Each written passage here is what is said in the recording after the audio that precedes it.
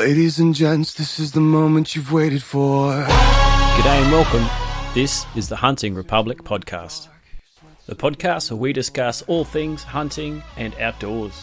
And buried in your bones, there's an ache that you can't ignore. Taking your breath, stealing your mind, and all that was real is left behind. So if you love hunting, camping, fishing, hiking, bushwalking, full driving, or just being in the outdoors, then we reckon you've come to the right place. My name is Luke, I will be your host, and I can't wait to have you along for the journey. So please enjoy this edition of the Hunting Republic podcast.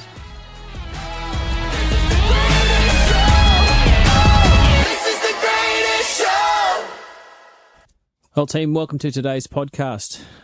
Today's a little bit different. You're going to hear me go on a bit of a rant. I'm not going to preface it too much, but simply saying I hope my rant fires you up. I hope that it hits a few nerves with you. It makes a few points, probably points you've heard before, but at the same time, points that I just wanted to get off my chest.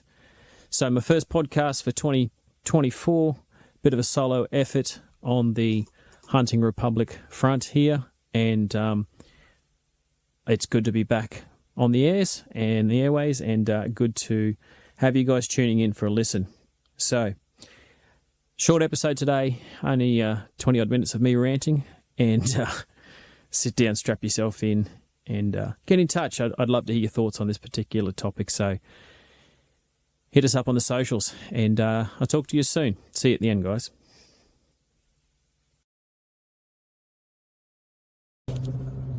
Well, team, here's the first. I am recording this while I'm driving to work. I have about a 20-minute drive to work each day I work.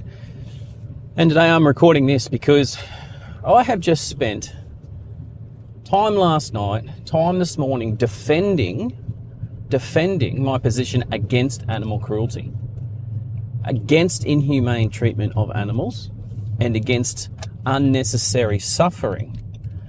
Now, this all came about because I came across a post last night from the Invasive Species Council, and it was about, can you spot some deer in a photo? And of course, the Invasive Species Council is supportive of the removal of feral deer, which is, something that is important to the Australian ecosystem. Deer are introduced, deer are feral, they cause issues to our native flora and fauna. That's inarguable, that's a fact. Now, my comment underneath their post about these deer was born from the fact that I have read the reports about the effectiveness of the control methods that they endorse, particularly baiting and aerial culling. Now, no one in their right mind, full stop whatsoever, on any month of fucking Sundays under a blue moon, can stand there and say that they think baiting is okay.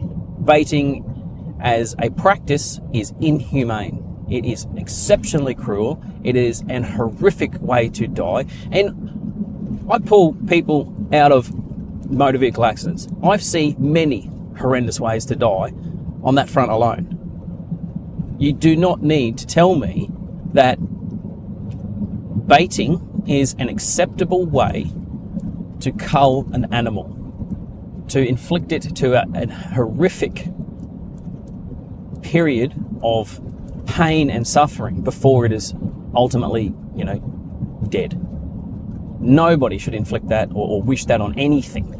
I don't care if it's feral or native, it's just fucking wrong.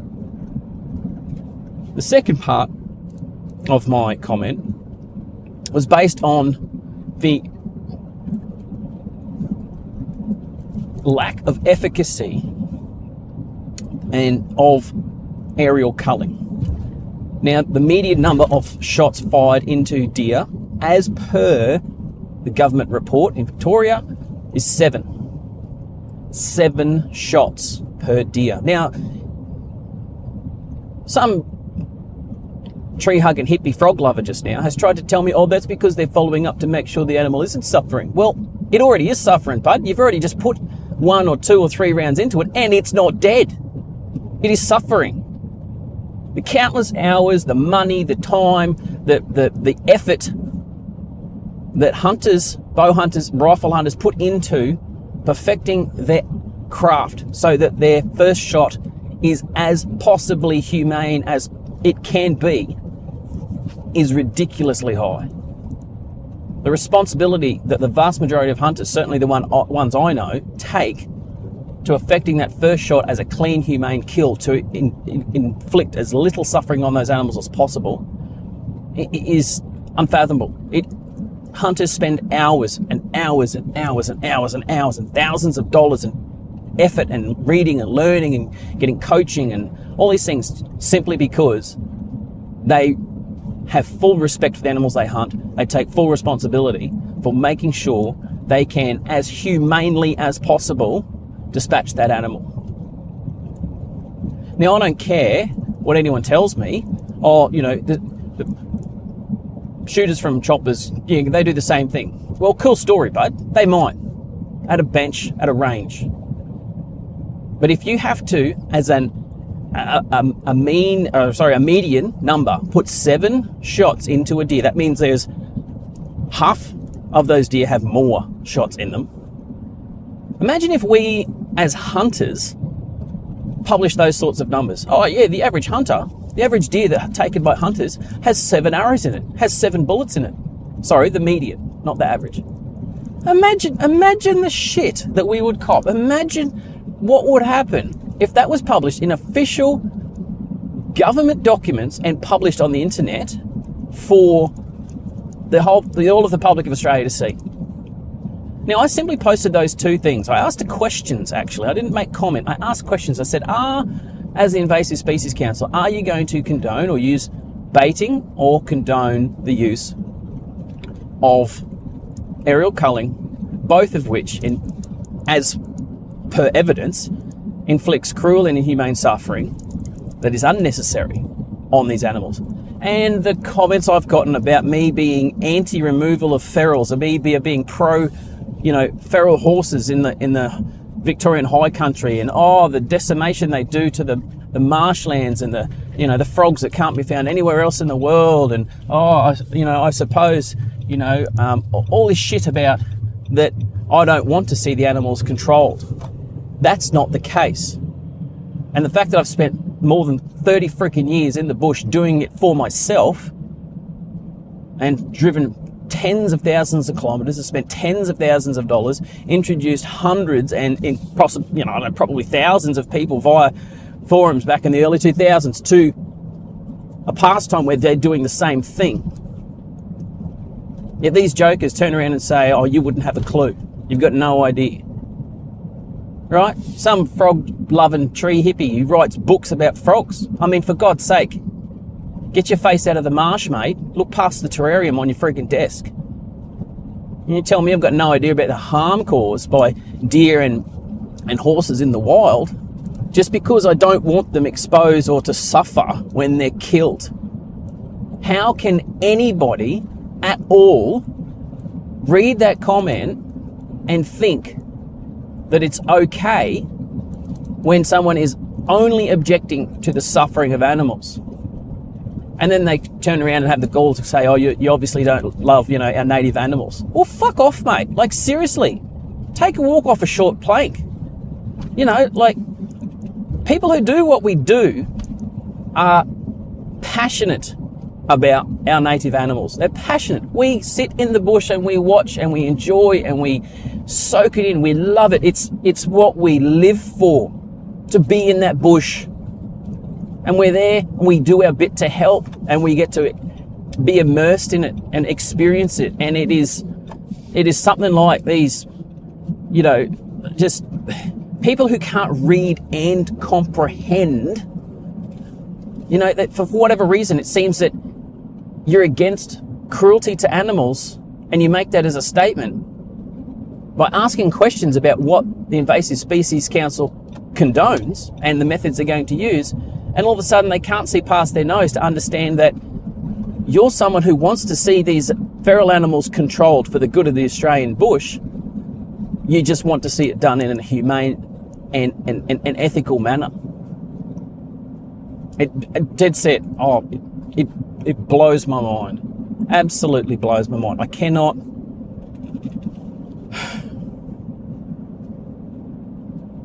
You know, we have people who chimed in and they were quoting numbers, and yeah, I'm driving, so I'm not going to look at my phone. I'm not going to look them up. But the numbers of deer, specifically, because the post was about deer, removed from Victoria by hunters, 140 something thousand deer, 52% female. Like they're going, people are saying, oh, but you know, hunters can't do the job. Hunters removed more feral deer than chopper culls, and it didn't cost the taxpayer a cent. It actually makes the government money. Permits, fuel, equipment, food, it injects it into small towns. Like, we all know this stuff. Why is it that the government has such a damn hard time coming to understand and accept the fact that their methods are not the best methods? The facts, the papers are there, the numbers are there, the reports are there. Hundreds of thousands of dollars on aerial chopper kills, and A, they're not humane, which is my main problem. B, hunters do a more humane, more effective job, and it doesn't cost the taxpayer. People want to do this. People enjoy doing this because they thrive on the hunt, they enjoy the bush, and they get out and they'll do their bit. Some of us will put a hand up and say, you know what? Yeah, humans cause massive destruction. Humans introduce these species into this country. Humans have a responsibility to help manage them. We cultivate the land, supply them food. We dig drainage channels and dams and we supply them water. These animals can thrive now because of what we did. We have that responsibility. How many people out there are actually prepared to put up their bloody hand and do something about it? Very few. In the big scheme of things, very few. And frog-hugging, terrarium-staring old mate from inner city, freaking wherever he lives, he's got no freaking clue.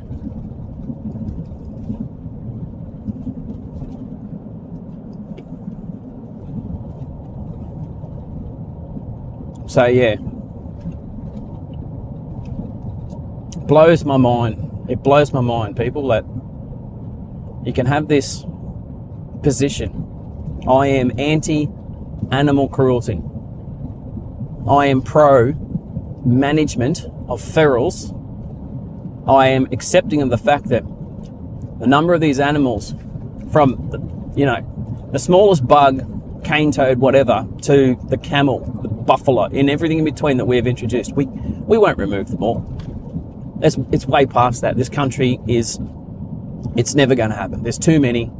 They live in places that are too hard to access. In seasons like we're having the last few years, conditions are too good. Like I said, we've supplied them food, we supply them water, and we're never going to remove them. We need to manage them. The smartest thing for governments would be to acknowledge things like deer as resources. Let people access resources. Acknowledge that there's avenues. Have a look at the Game Council. There are effective avenues to have hunters willingly participate in the management of these animals in these sensitive areas. In any areas. Areas that aren't sensitive with endangered freaking, bubble butt bloody neep singing friggin' two-eyed 17-toed frickin' unisex frogs. But there are avenues to do it properly. There are avenues to do it in ways that are humane, most importantly, that don't involve blanket baiting areas, that don't involve pumping 7 or more bullets into an animal. I can't fathom the hypocrisy in that. I cannot. Oh, they're professionals. So what? I work with many professionals in various fields in my life all around the world. Just because the label professional is there doesn't mean they're good. It means it's their job. That's it. That is it. And I defend that position every damn day. Make the difference as a professional. Be good. Don't just be a label. So, I don't know. I'm ranting and I'm nearly at work and I've got more issues to deal with at work. But I just want to tell everyone out there, at every opportunity you get, you talk about what it is that you do. Talk about what it is you love doing, why you do it, where you do it, and the benefits of it. Get other people around you. Hey, mate, I'm a hunter. Oh, what do you do, mate? Well, look, this is where, I love spending time in the bush. I love walking. Whether you take hounds, whether you're a rifle hunter, whether you're a bow hunter, whether you are a professional pest controller who shoots roos, and has to reduce pig numbers on properties. Talk about it. Get people aware so that there is knowledge out there. Talk about the numbers and the reality. Talk about what we see when we go and do it. Talk about what we read when we see these reports. People are just happy to be fed, and they're happy to sit there behind their frickin' terrariums and look at their little bloody frogs and write their cute and cuddly books and then make these claims when the real world reality is different. And that is what we do every time we go out. The more people we can have that understand it, the more people that we can have that are on our side that accept it. They don't have to be pro-hunting. They don't have to be pro-guns or pro-bows or whatever. They don't have to be hunters. But accept it and understand it. Talk about how much time and effort you put into making that shot accurate and humane. Talk about, myself, when I was in uni for 3.5 years, every afternoon from about 1:30 down at Grange Bowman, I would shoot 400 goddamn arrows a day to make sure that I could hit exactly what the hell I was aiming at every time. Talk about that sort of stuff, and people will start to get it. And the more that start to get it, the better off it is. And the more impact, the more effect we can have, the less need for bullshit baits, and the less need for taxpayer wasted dollars, and the less animals that have to suffer because of 7 more shots per animal from a freaking helicopter. Anyway, guys, I'm at work now. And I hope you enjoy the listen. It's my first rant for the podcast. And usually I don't rant like this. I usually put it in an argument on Facebook, which I'm sure a bunch of you have seen from me before and in the past, and probably will again in the future, because I will stand up and say so, or write so, or whatever it is, to get what I think needs to be out there and needs to be said. Hope you guys all have a great Australia Day long weekend. This is being, I'm recording this on Saturday morning, and another day at work in the fire truck, and hoping for one of those with the Q word that I'm not going to say now because I'm at work and don't want to jinx anything. All right, cheers guys. Thanks for listening. Well, there we have it, team. How's that for a rant? Something ticked me off, and I needed to get it off my chest. I felt better after that, to be honest. And now I'm putting it out there for you guys to get back to me and give me your feedback. So shoot me a PM, put a comment under the posts on socials, and let's hear what your thoughts are too. What are your thoughts are on baiting? What are your thoughts are on aerial culling with a median number of 7 shots per deer? And where do you sit on people who insist on saying that just because you are against animal cruelty, that you are obviously therefore pro-feral overpopulation in the bush? So yeah, jump on those socials, guys, and if you like what you hear, give us the feedback. If you don't like what you hear, give us the feedback. Hit the like, hit the subscribe, hit the share buttons, do all that stuff. Spread the word around, and get in contact however you like. We're always keen to hear from people about what we put out there, and it's great to be back, as I said earlier, back on the airwaves for 2024.